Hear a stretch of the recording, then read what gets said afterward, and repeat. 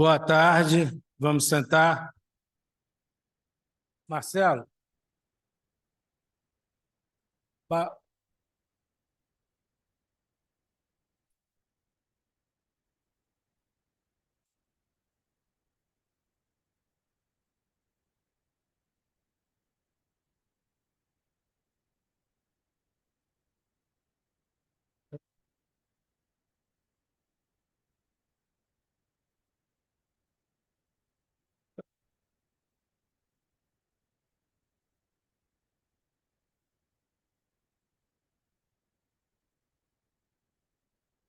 sua assistente não pegou? Boa tarde a todos, peço que sentem, vamos dar início ao simpósio. Por favor, fotógrafos, encerrem o trabalho agora. Vamos dar início ao simpósio Cigarros Eletrônicos, Aspectos Científicos e Regulatórios, organizados pelo acadêmico Carlos Alberto Barros Franco, Marcelo Morales, Paulo Hoff e Margarete Dalcomo. Já há muitos meses, talvez anos, a academia vem se preocupando com esse tema, sendo que nesse ano a academia já emitiu um documento oficial preocupada e condenando cigarros eletrônicos, que está bastante na ordem do dia, né? Tanto no aspecto de reação contra os cigarros eletrônicos, quanto no aspecto de tentativa de aprovação do uso dos cigarros eletrônicos. Essa matéria está para ser votada e a academia, então, mais uma vez, através dos seus acadêmicos, especialmente ligados ao câncer e às doenças respiratórias, se preocupa e organizou esse simpósio. Então, eu passo a palavra agora, inicialmente, para dar as boas-vindas e fazer algum comentário acadêmico, Carlos Alberto Barros Franco.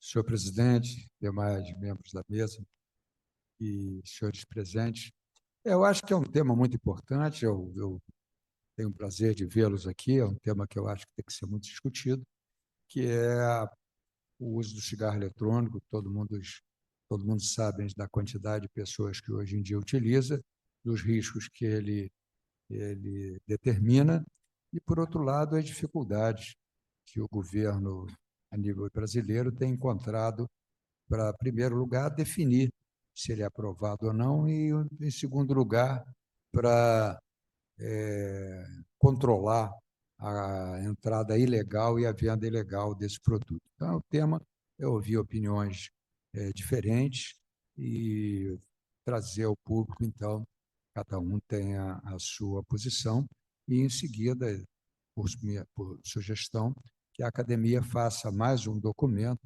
traduzindo agora a opinião dela, baseada numa reunião feita para esse fim. Muito obrigado, presidente. Obrigado, acadêmico Barros Franco. Acadêmico Marcelo Morales, com a palavra. Senhor presidente, senhores acadêmicos, senhoras e senhores, é um prazer para nós discutirmos e debatermos esse grande problema de saúde pública, que nesse momento é o cigarro eletrônico.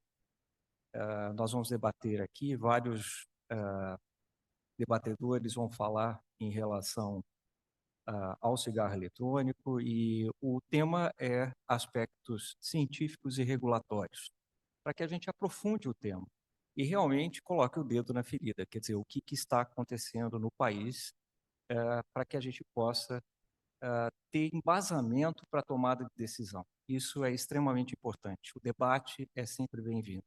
Obrigado, senhor presidente, pelo acolhimento desse debate na Academia Nacional de Medicina, tão importante. Muito obrigado, acadêmico Marcelo Morales. Convido agora a nossa acadêmica Margarete Dalcomo, que está online, para falar algumas palavras de boas-vindas nessa abertura. Muito obrigada, senhor presidente Francisco Sampaio.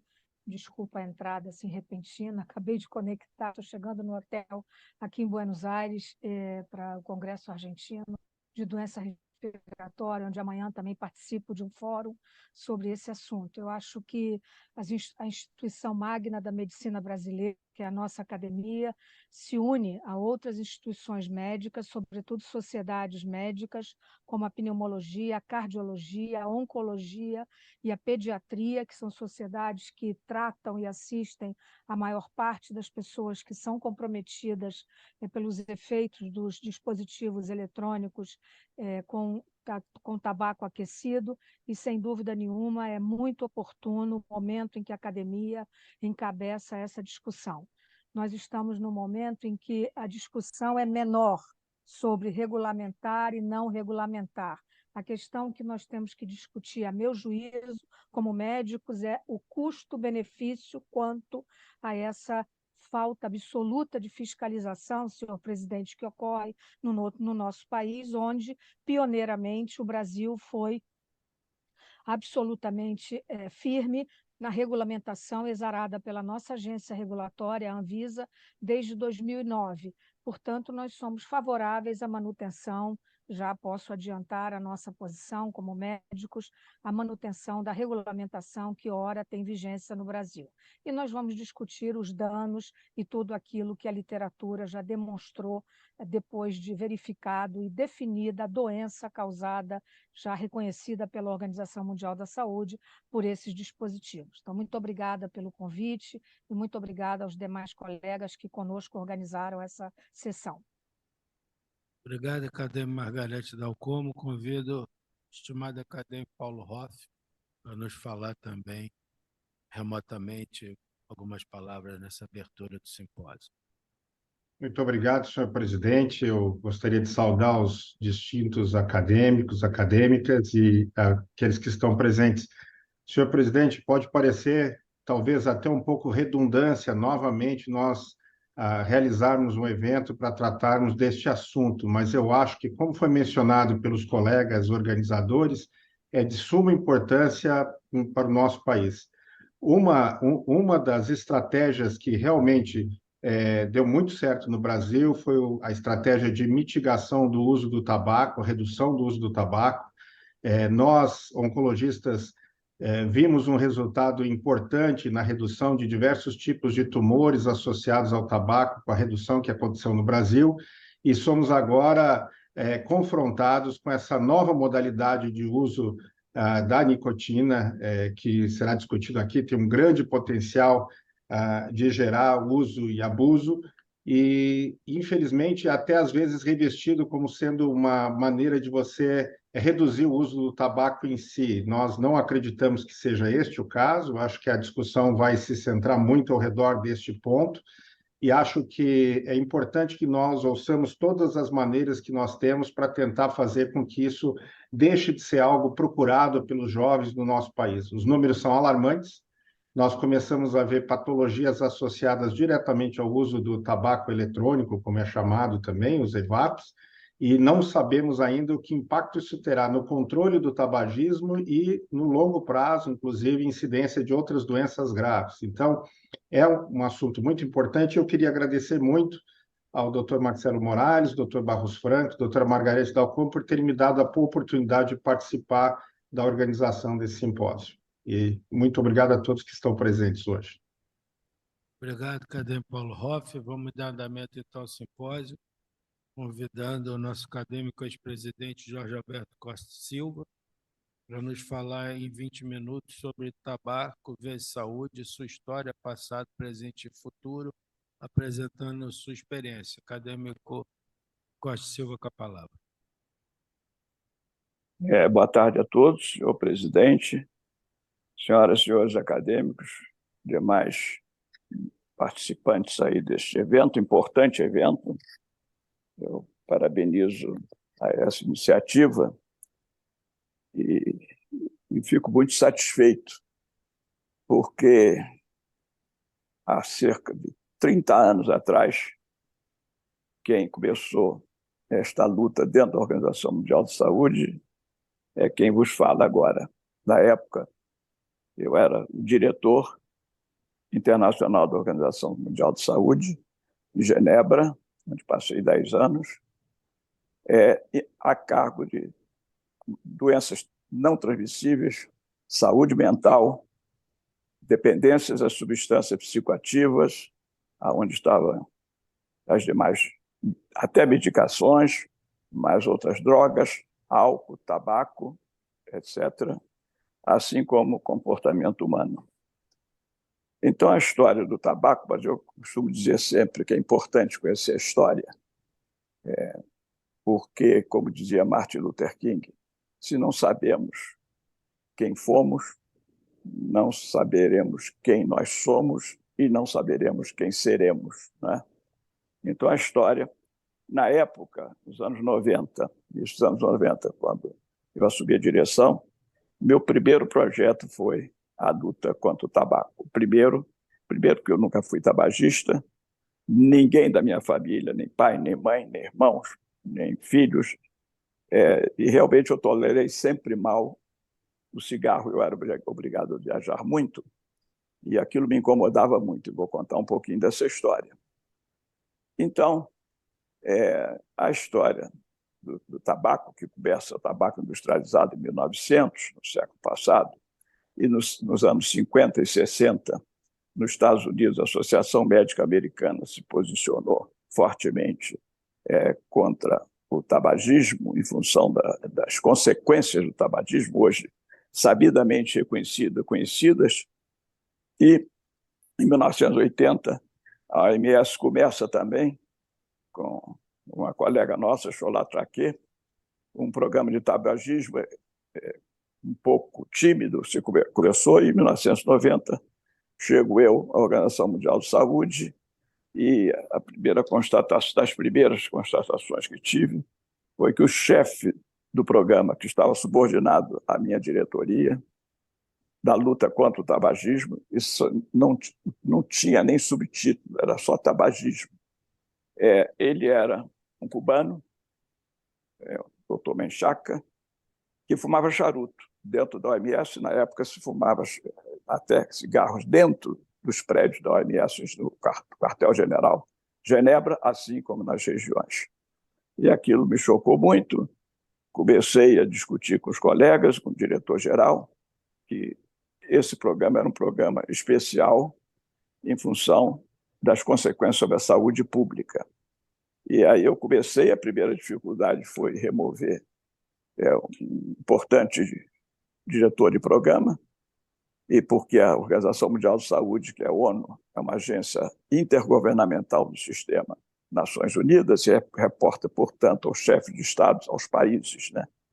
E então foi uma dificuldade movê-lo. Então arrumamos um artifício na época, fazer uma promoção para a Health Education, uma diretoria mais importante para ele, e colocar no seu lugar um canadense, Neil Collishaw. Eu estou falando dos anos 92, mais ou menos, 93. Então, longa história. Já estava na academia, porque eu, com o meu querido presidente Tovelino, nós estamos entre alguns dos decanos mais antigos dessa casa, ele deve lembrar, e eu fiz algumas reuniões sobre o assunto na época, mas como eu estou lembrando isso, eu não gosto de falar de mim, porque foi esquecido na fumaça do tempo, que fui eu o grande agente mobilizador disso. E traçamos uma estratégia para mudar exatamente o glamour que tinha o cigarro na época. Hollywood tinha uma importância muito grande na divulgação do chique que era fumar, do glamour que era fumar. Todos os filmes, todos se lembram aí, os que veem os filmes passados, né? Então, nós fizemos o contrário, mostrar que não tinha glamour nenhum. E a melhor mensagem que dava era de se restringir o espaço.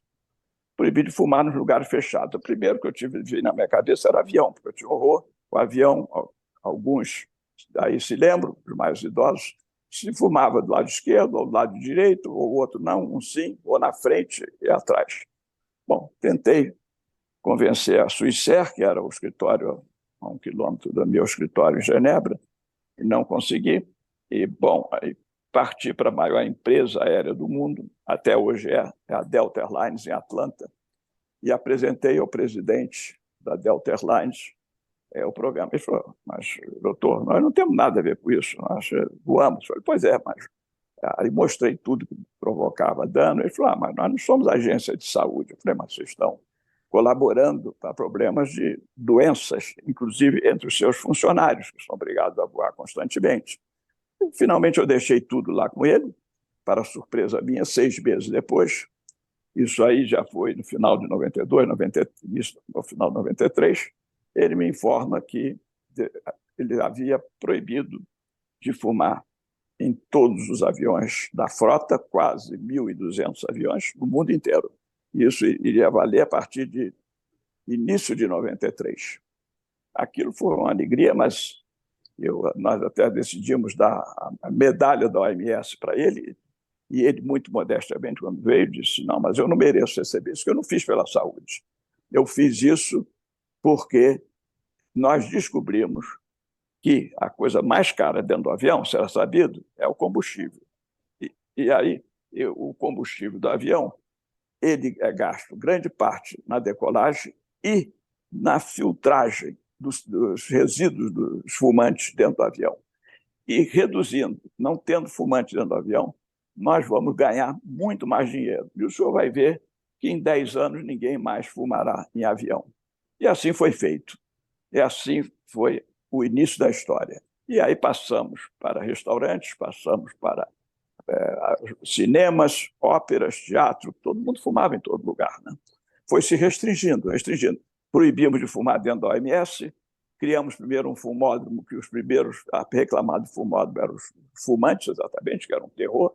E aí, no inverno de Genebra, os fumantes tinham que fumar do lado de fora, botavam um casaco, mas depois aquilo virou normalíssimo não fumar dentro da OMS, como dentro dos hospitais. Então, esse foi o início da história. Mas não foi fácil. Não foi fácil porque fomos muito atacados, lutamos muito, e finalmente a coisa começou a avançar. E aí o presidente mencionou aí há pouco que o programa do Brasil deu certo. Me lembro exatamente como começou, graças à minha conversa com um fraterno amigo meu, que ficava na minha casa em Genebra, quando ele ia às reuniões do Comitê Executivo lá, Marcos de Moraes, membro dessa casa, ex-presidente. Encontramos e conversamos, ele adorou, e eu marquei uma visita de um time da OMS ao INCA, no Hospital do Instituto Nacional do Câncer, aí na Praça Vermelha, no centro da cidade, e começou, com a ajuda do então ministro Zé Serra, um programa que foi instalado no INCA contra tabagismo. Dirigiu esse programa durante algum tempo depois a doutora Vera Luísa Costa e Silva, que depois foi para Genebra também muitos anos depois, e foi um sucesso. Ao mesmo tempo, eu abri eu não estava mais no Rio, mas o serviço de psiquiatria da Santa Casa era meu. Eu abri com a doutora Analice Giliotti o primeiro serviço fora do INCA para tratamento de dependente do tabaco.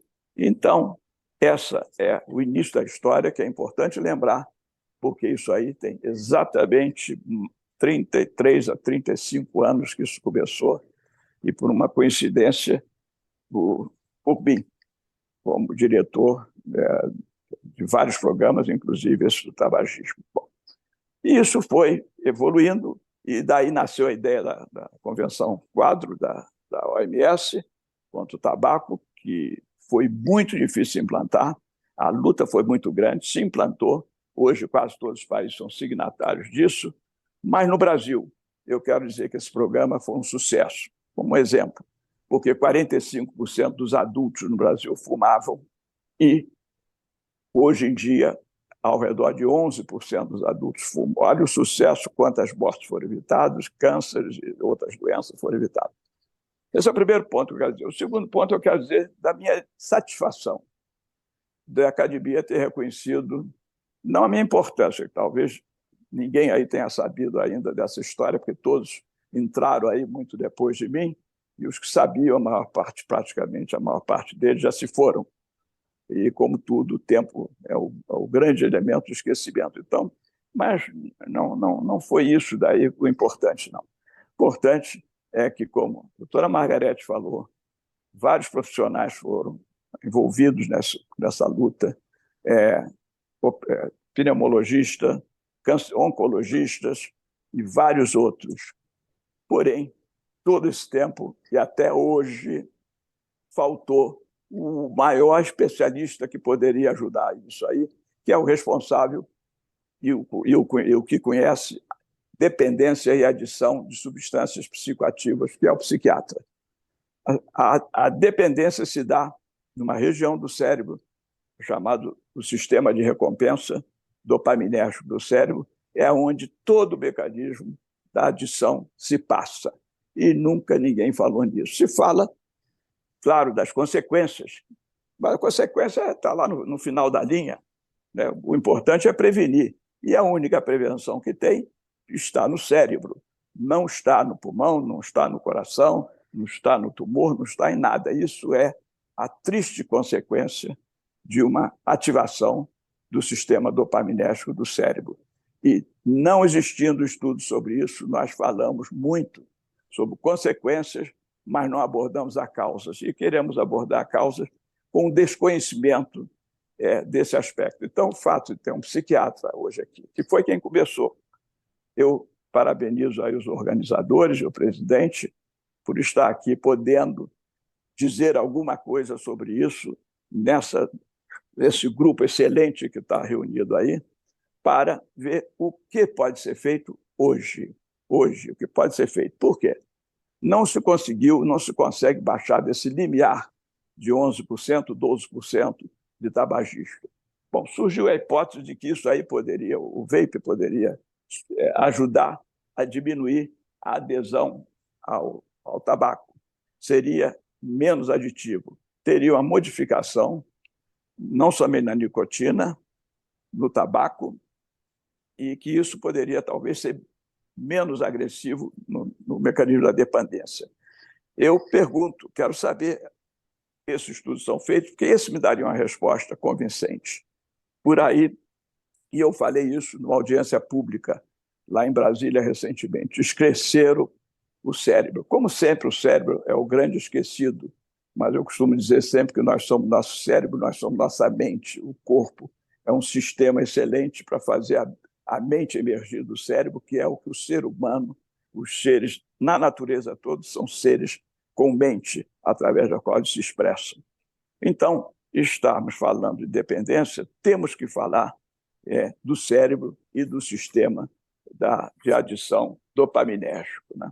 Bom, e aí o que tem? Começou a se falar, então há uma luta entre os produtores de tabaco, luta entre as pessoas, os sanitaristas, os defensores da saúde pública e os médicos que pegam as consequências disso. Então, para mim, a grande questão é saber como resolver o problema da dependência. E sem o cérebro nunca será resolvido. Essa que é a verdade. Não é proibição. Proibição, para mim, sinto muito dizer, mas é um grande erro. Foi um grande erro contra o tabaco nos Estados Unidos. Foi um grande erro. Todo mundo sabe que foi a lei seca nos Estados Unidos. O tabaco só serviu para proliferar a criminalidade e aumentar a dependência.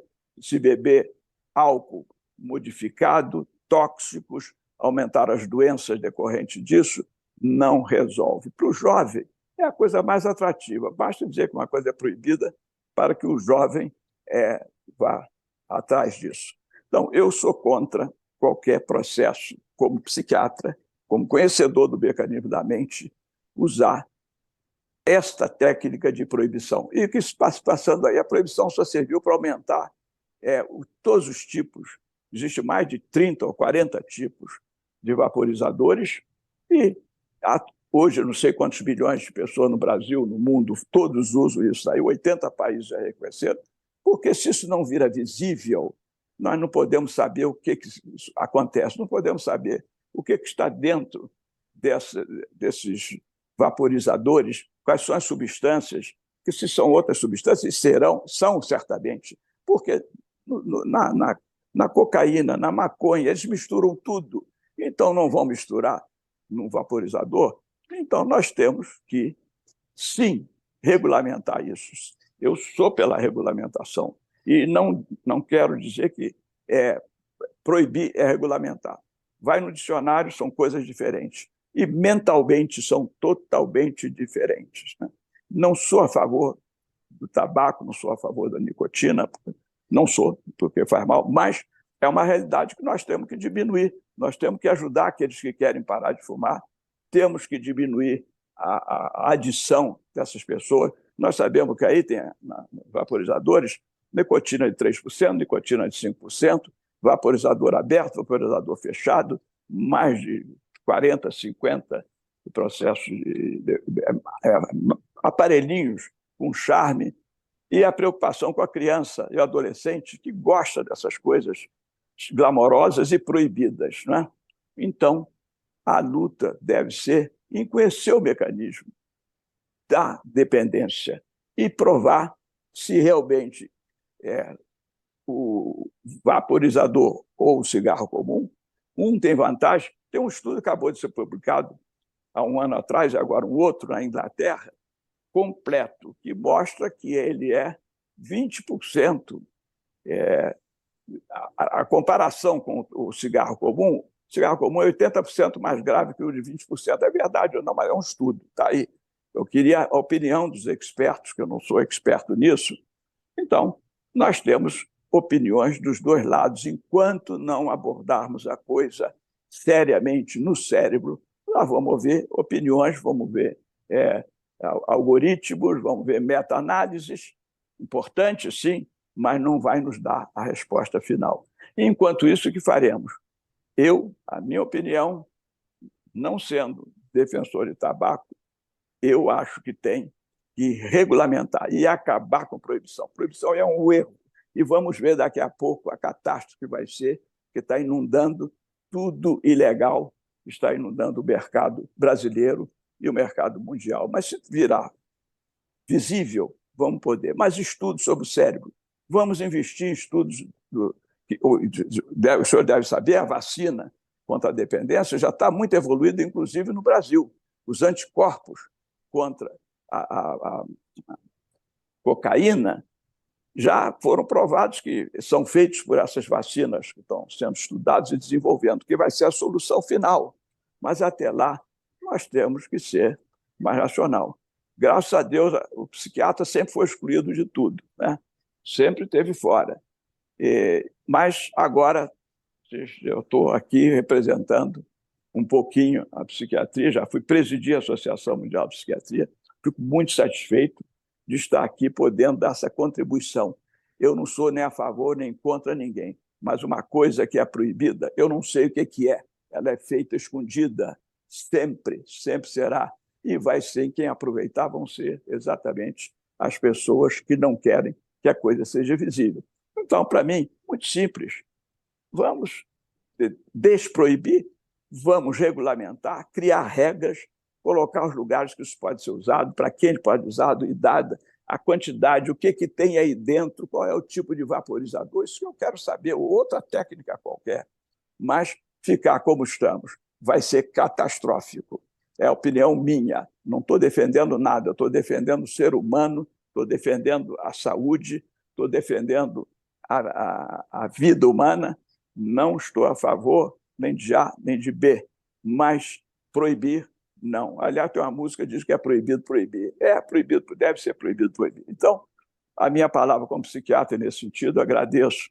Aí, desculpa um pouco o meu, vamos dizer assim, impulsividade de dizer isso, mas em 33 anos foi a primeira vez que eu tive a chance, depois no início, quando eu falei muito sobre isso, de poder falar sobre tabaco, ser convidado para, numa mesa de tão ilustres colegas, eu poder expor a minha ideia de excluído. Muito obrigado ao presidente, muito obrigado a todos que me convidaram aí. Muito obrigado, acadêmico Costa Silva, pela sua apresentação. Convido agora o doutor Drauzio Varela, que vai nos falar remotamente sobre os cigarros eletrônicos e a dependência de nicotina. Doutor Drauzio Varela, pode abrir seu microfone, o senhor é co-anfitrião, está liberado. Conseguiu? Voltou meu som? Está tudo normal. Está ótimo. Está ótimo, Drauzio. Oi? Está ótimo o seu som. Tá bem?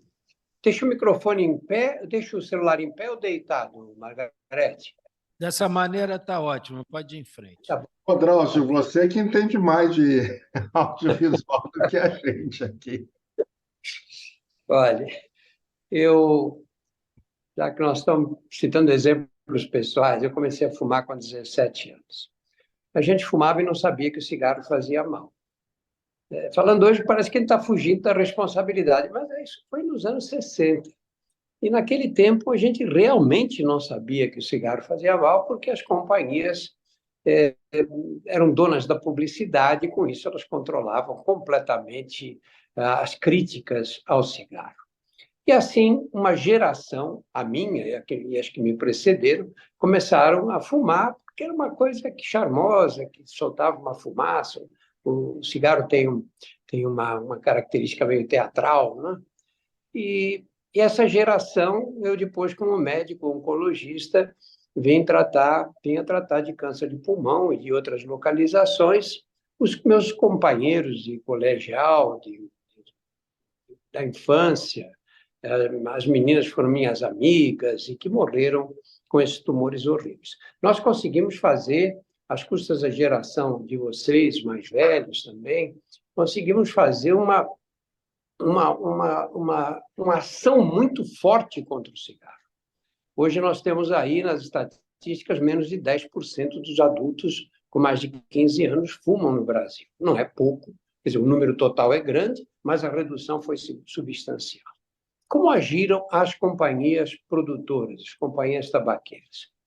Essas companhias vêm, desde o início do século passado, cometendo o maior crime da história do capitalismo universal. Eu não consigo comparar esse crime a nenhum outro, a não ser a escravidão, a venda de pessoas escravizadas. Fora disso, eles vêm o tempo inteiro conseguindo novos fumantes e usando para isso a droga, que é a droga mais difícil de parar, mais difícil de interromper. Na minha experiência pessoal, eu acabei fumando 19 anos, sempre achando que eu ia parar e não conseguia. E eu tenho um longo contato com drogas por causa do meu trabalho nas cadeias, que começou em 1989. Então, são mais de 30 anos. Eu vi chegar a epidemia de crack na casa de detenção, no antigo Carandiru. Essa epidemia chegou, mas o crack devastou a cadeia. Eu, quando atendia um preso, perguntava se ele fumava crack, e ele dizia que não, eu achava que ele estava mentindo. E acho que acertei mais do que errei. Nós temos uma situação enorme. Eu achei que o crack nunca ia desaparecer das cadeias brasileiras. Eu convivi com os crack durante muitos anos. Depois, na penitenciária, quando eu cheguei na penitenciária feminina, de repente o crack desapareceu das cadeias. Desapareceu completamente. E não foi por nenhuma ação do Estado. Foi por uma ação do crime organizado que achou que o crack dentro das cadeias atrapalhava os negócios. E as leis do crime organizado foram feitas para ser obedecidas. Muito bem. Você pega o CDP, o Centro de Detenção Provisória que eu trabalho hoje, recebe esses meninos e meninas que vêm da Cracolândia, diretamente, né? Eles estão ali fumando crack o dia inteiro e uma hora roubam o celular, vão para a delegacia, o delegado lava o flagrante e manda lá para o CDP do Belém, que é onde eu estou. Você vê esses meninos que saem da Cracolândia, não é o menino que está indo lá, começou a fumar crack, não, são usuários crônicos. Como regra, você pega rapazes ali que estão há 9, 10 anos morando na Cracolândia. Eu atendi há uns 15 dias, 20 dias atrás, que está há 23 anos que mora na Cracolândia. Ele só sai da Cracolândia quando é preso, passa aí 1 ano, 2 anos na cadeia e volta diretamente para lá. Eles chegam na cadeia, não tem crack, não tem mesmo, não entra. Aí ele fica numa situação um pouquinho desconfortável, 1, 2 dias. Eles vêm mortos de sono, porque eles ficam estremunhados na rua, fumando dia e noite. Chegam na cadeia, eles dormem, acordam, não tem crack, acabou. Essa coisa, num certo sentido, essa coisa da dependência de cocaína, devastadora, tal, é um mito. Porque o usuário de cocaína não pode ver três situações. Ele não pode ver a droga, ele não pode ver ninguém sobre o efeito da droga, e ele não pode ver o local onde ele usava a droga. Aí ele tem uma síndrome que é muito semelhante à síndrome do pânico, é insuportável, e é aí que eles recaem, não é? Ele volta para a cadeia, chega na cadeia, não tem crack, ele esquece do crack. Do cigarro não esquece de jeito nenhum. Você pode trancar num quarto escuro que ele vai fumar. Eu chego no ponto agora que me interessa discutir. O que fez a indústria? Percebeu que as vendas vieram caindo, né? E vêm caindo rapidamente. E sentiram que o negócio vai ficando menos lucrativo. O que eles inventaram? Ou pegaram a invenção do cigarro eletrônico. O cigarro eletrônico nada mais é, todos sabem aqui, que é um dispositivo para administrar nicotina. É só isso. Assim como o cigarro convencional também é um dispositivo que atende a essa finalidade. Bom, eles começaram a distribuir para quem? Viciar as crianças, que esse crime eles já cometeram, eles vêm cometendo há dezenas e dezenas de anos. Estão só repetindo o mesmo crime. Colocam mentol, colocam essência de baunilha, de maçã, para tornar aquele cheiro agradável, dar aquela sensação gostosa e viciar quem? Viciar as crianças, porque essa é a especialidade deles. É a esse público que eles atendem diretamente. Vamos viciar as crianças de 14, 15 anos, porque depois, quando eles chegam aos 30 anos e não fumam, eles não vão querer mais fumar. Então, o cigarro eletrônico entrou dessa maneira. E de uma forma aperfeiçoada, porque eles passaram a fazer dispositivos que lembram um pendrive, que lembram os artigos, os objetos que a criançada usa. Muito bem. O que eles querem agora? O que eles querem é a liberdade para viciar as crianças. Eles querem que a Anvisa aprove, com a justificativa de que você aprovando, você consegue controlar a qualidade. Controlar a qualidade da nicotina que você vai vaporizar, que vai causar dependência química. Vamos controlar a qualidade da heroína, vamos controlar a qualidade da cocaína que é vendida em todos os lugares, para não falar da maconha. Controlar a qualidade, arranje outra desculpa. Eles querem fazer isso por quê? Eles querem que a Anvisa considere o cigarro eletrônico, é melhor a gente legislar, controlar direitinho e considerar legal, considerar aprovado pela Anvisa, não é? Aí eles vão fazer o quê? Eles vão vender cigarro eletrônico na padaria e vão fazer como eles fazem agora com cigarro convencional. Você vai na padaria, na hora que você sai, você passa no caixa, você vê ali o mostruário dos cigarros, perto do quê? Perto das balas, perto dos doces para as crianças. Nós estamos lidando, gente, nós estamos lidando com criminosos. Eles têm que ser punidos pelo que eles fazem. Eles não podiam ter essa liberdade de jeito nenhum de ação. Eu sou absolutamente contrário. Não tenho nenhuma dúvida, já pensei essa situação de todos os jeitos. Quando surgiu o cigarro eletrônico, que eles vieram com aqueles estudos mal feitos, sem nenhuma credibilidade científica de que aquilo era feito para ajudar o fumante a parar de fumar, que era uma redução de danos. Olha a redução de danos o que deu. Estamos voltando a viciar crianças que nunca fumariam cigarro comum, porque já tinham sido educadas dos malefícios que ele faz. Eles estão viciando todas essas crianças. Nós estamos criando agora uma nova legião de dependentes de nicotina que vão ficar com essa droga e não vão conseguir parar. Uma droga que é mais difícil de largar do que o crack. E nós vamos dar para eles toda essa liberdade de voltar a fazer o que eles fizeram, sob o pretexto de que nós vamos controlar a qualidade. Como? A qualidade de uma droga como essa?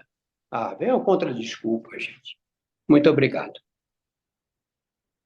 Muito obrigado, doutor Drauzio Varela, pela excelente exposição e esclarecimento do malefício e do perigo da nicotina. Né? Para nós é até uma surpresa saber que é pior do que o crack. Muito obrigado pela sua apresentação. Isso vai ser divulgado pela Academia de Medicina. Convido agora o Dr. Gonçalo Vecina Neto, que é fundador e ex-presidente da Agência Nacional de Vigilância Sanitária, Anvisa, que vai nos falar sobre aspectos regulatórios. Dr. Vecina, com a palavra. Bom, boa tarde, é um prazer estar aqui com vocês. Infelizmente, estou numa posição, estou no saguão do aeroporto, tenho uma viagem, então algum ruído vamos ter. Primeiro, eu quero cumprimentar os componentes da mesa, pessoas de altíssimo gabarito, Dalcomo, o Drauzio, e garantir que eu tenho total acordo com a posição do Drauzio, que eu tive a oportunidade de ouvir. Eu não tenho a menor dúvida de que o cigarro eletrônico é tão ruim quanto o cigarro comum e por causa das questões apontadas pelo Drauzio, pode ser pior, porque estamos envolvendo aí adolescentes. Por outro lado, a questão que eu quero colocar é a questão da proibição. Eu não acredito que a proibição vai gerar qualquer efeito que ajude o controle ou a regulação da venda, da comercialização e do acesso das crianças, dos adolescentes ao cigarro eletrônico. E aí eu acho que nós temos que ter um pouquinho de coerência também com a posição que eu acho que não estamos defendendo, algum dia iremos defender, eu defendo, que é o da liberação de uso de drogas e da colocação de um status regulatório por parte do Estado no consumo de qualquer droga. Nós já vimos no passado que foi a tentativa de proibir o álcool. Eu não vejo as consequências hoje da proibição de todas as drogas ilegais. Eu acho que nós temos que criar um espaço de legalização do uso do VAP e controlar. A Anvisa tem que fazer a regulamentação, concordo com o Drauzio Varela, que a Anvisa legalizar significa dizer isso aqui sanitariamente pode ser utilizado. Ao contrário, dizer que isso não pode ser utilizado, que deve ser proibido, não gerará, na minha opinião, nenhum tipo de consequência. E é essa questão que eu acho que nós temos que discutir. A proibição, com algum tipo de sanção da venda dos VAPs, vai continuar enchendo as nossas cadeias sem que isso signifique nenhum tipo de alteração no consumo da droga. Então, achei legalizar, regular a quantidade de nicotina, proibir a presença de sabores, proibir a presença de aditivos, enfim, fazer com que a droga seja menos ruim do que ela com certeza é. E de resto, o Estado tem que tomar atitude de regular. Hoje, se sabe que cerca de 50% do cigarro vendido no país é cigarro ilegal, produzido em parte aqui no Brasil, indústrias legalmente estabelecidas produzindo ilegalmente cigarro no país.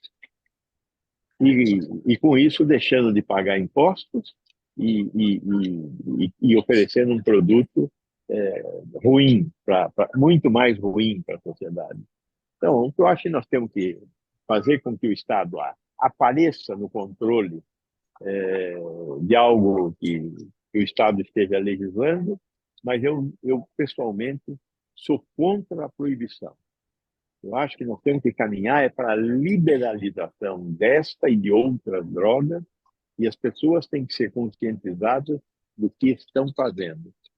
E as crianças e os adolescentes não têm permissão para comprar, deve ser proibida a venda.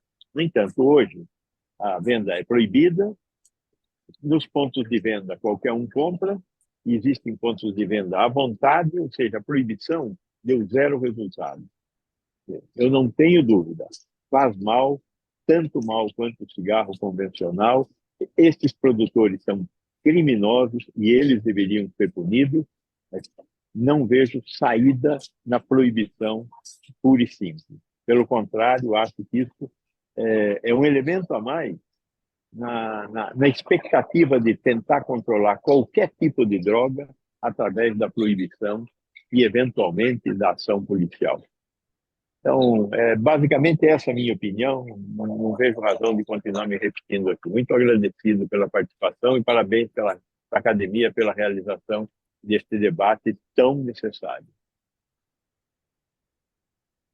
Obrigado, doutor Gonçalo Vencina. Nós temos, então, 15 minutos disponíveis para a primeira parte, com comentários. Algum acadêmico quer fazer algum comentário desde a bancada acadêmica? Algum acadêmico remotamente?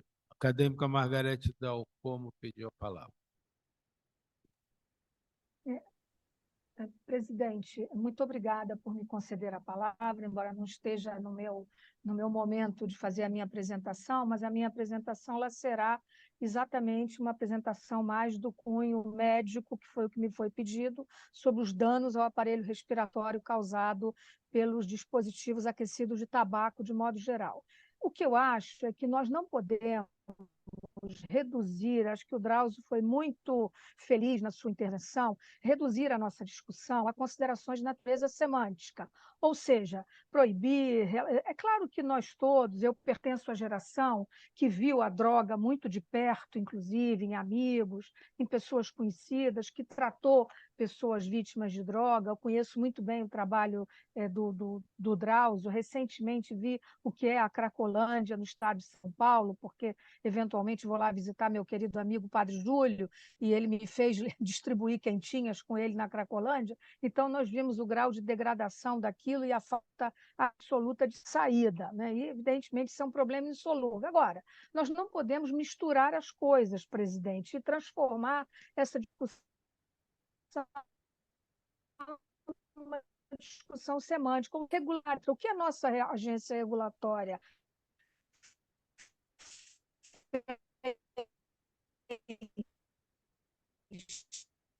a meu juízo, de uma coisa no Brasil? Ora, a regulamentação está correta. Ninguém está propondo punir o usuário, da mesma nós não propomos punir o usuário de droga alguma. Ao contrário, quer dizer, hoje nós sabemos que no Brasil, e isso reflete a nossa iniquidade social, quem é preso são os traficantes de 50, 100 gramas de maconha, e quem vende, os grandes fornecedores, estão aí, são nossos vizinhos. Então, evidentemente, são duas coisas diferentes. Dispositivos aquecidos de tabaco fazem muito mal para a saúde.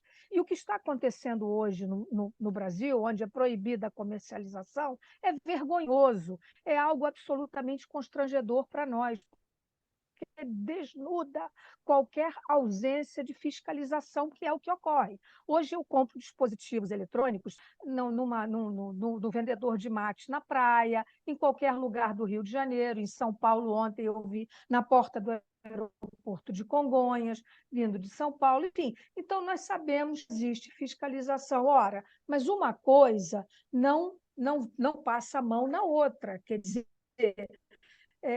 eu vou aqui falar como mãe, como uma mãe, né? Quer dizer, você não perdoa um erro por causa do outro. Enfim, a fiscalização brasileira tem que funcionar. Ou seja, se a agência regulatória diz que é proibido comercializar, né, ela não está dizendo com isso que quem vai usar será punido por isso. Agora, que nós sabemos que, como o Gonçalo Vencina disse há pouco, nós sabemos, Gonçalo, que nós incineramos no ano passado 22 toneladas de cigarros contrabandeados no Brasil. Por quê? Porque o Paraguai, aqui ao nosso lado, tem o menor imposto cobrado do mundo. Então, entra tudo pela fronteira, além de se produzir, como foi fechada a fábrica em Minas Gerais dentro do território nacional. Então, isso é trabalho da fiscalização. Do ponto de vista médico, eu acho que a posição tomada, né, pela nossa Anvisa, que, aliás, vai levar a uma nova plenária esse assunto, foi marcado, eu fui avisada ontem,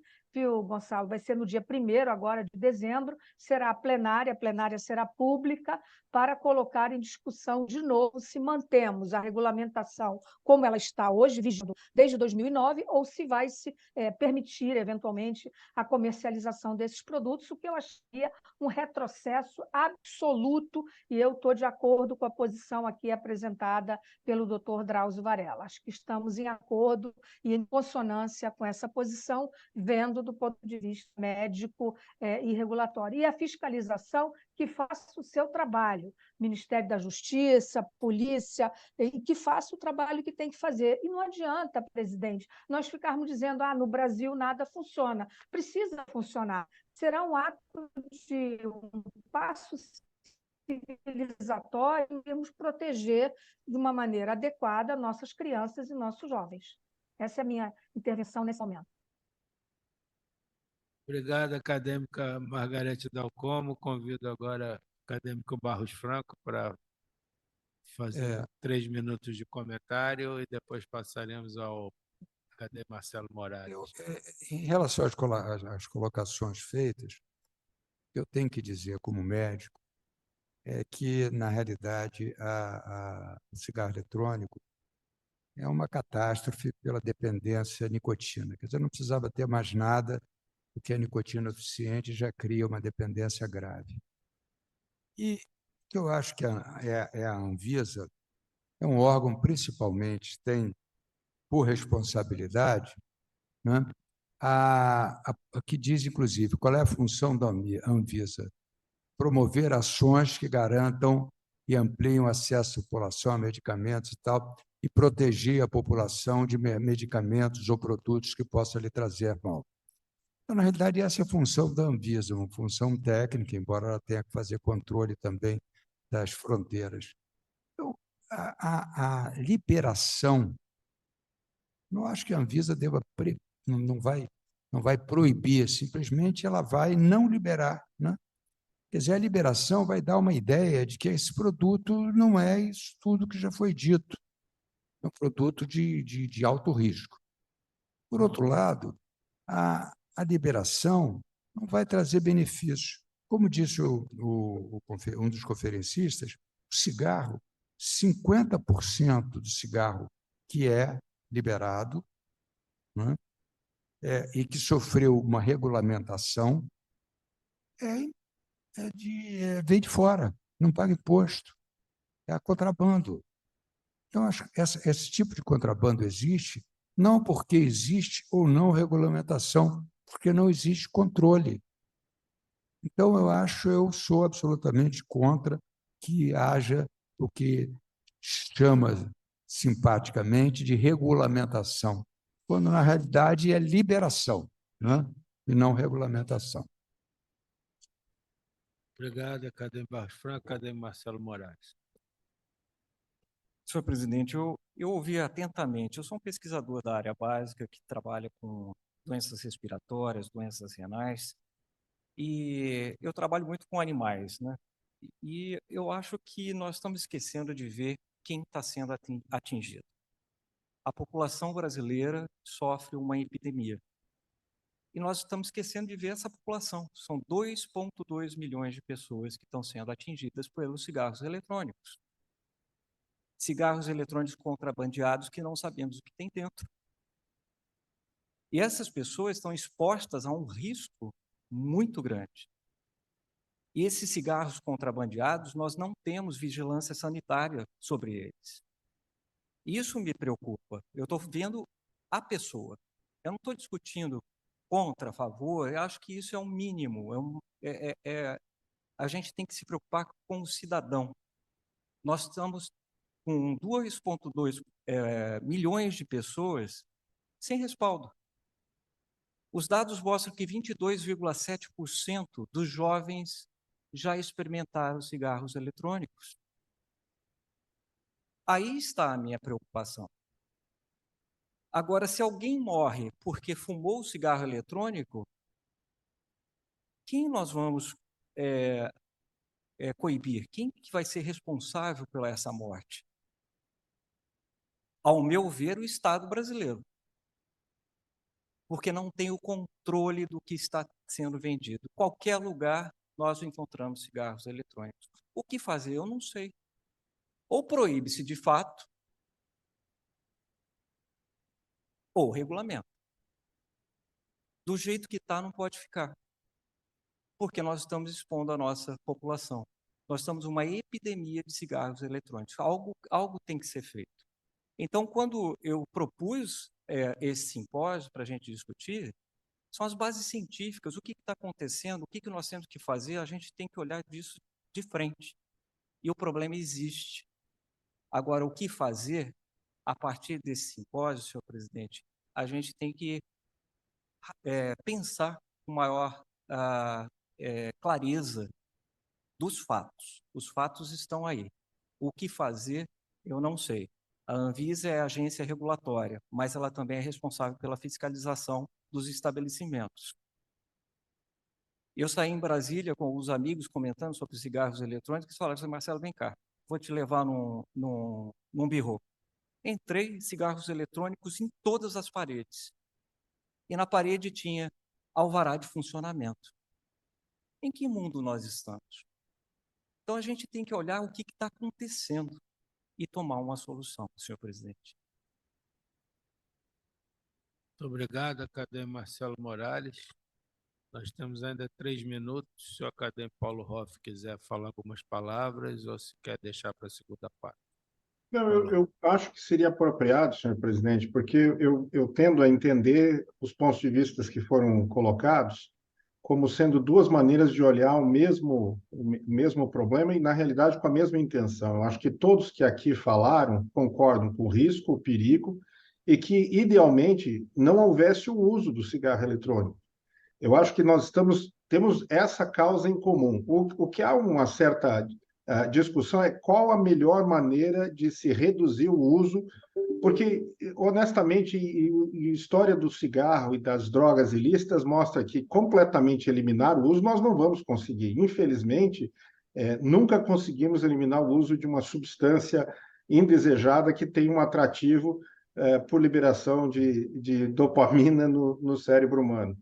Então, eu acho que no mundo ideal, eu concordo com o acadêmico Barros Franco, com a acadêmica Margarete Dal Como, que o ideal era que fosse proibido e que ninguém tivesse acesso. Mas a vida real é que foi colocada pelo acadêmico Marcelo Morales. É muito mais fácil o contrabando do cigarro eletrônico do que o cigarro normal. Ele é muito menor, ele é muito mais fácil de uso repetitivo e basta você... E não podemos nem culpar a Anvisa, porque você está no aeroporto, identifica e diz, não, isso é um pendrive do meu computador, alguma coisa assim. Ele é de fácil mascaramento, ele pode ser escondido de maneira fácil. Então, no mundo ideal, eu acho que ele deveria ser mantido como proibido, mas a realidade, como foi dito pelo acadêmico Marcelo Morales, é que a proibição coloca uma população grande à margem do controle. Aí você diria, é ruim usar o cigarro eletrônico, mas é pior ainda o uso dele com outras substâncias que são adicionadas totalmente descontroladas. Então, eu divido com o acadêmico Marcelo Morales a ideia de que sou contra o uso, acho que idealmente não deveria estar disponível, mas me pergunto qual seria a melhor estratégia, lembrando que o cigarro nós tivemos um tremendo ganho em termos de redução de uso, sem necessariamente proibi-lo, mas tornando muito difícil o seu uso. Muito obrigado, acadêmico Paulo Hoff. Chegamos ao final da primeira parte desse simpósio. Convido todos os presentes a participarem do nosso chá acadêmico e retornamos às 18 horas e ponto. Muito obrigado.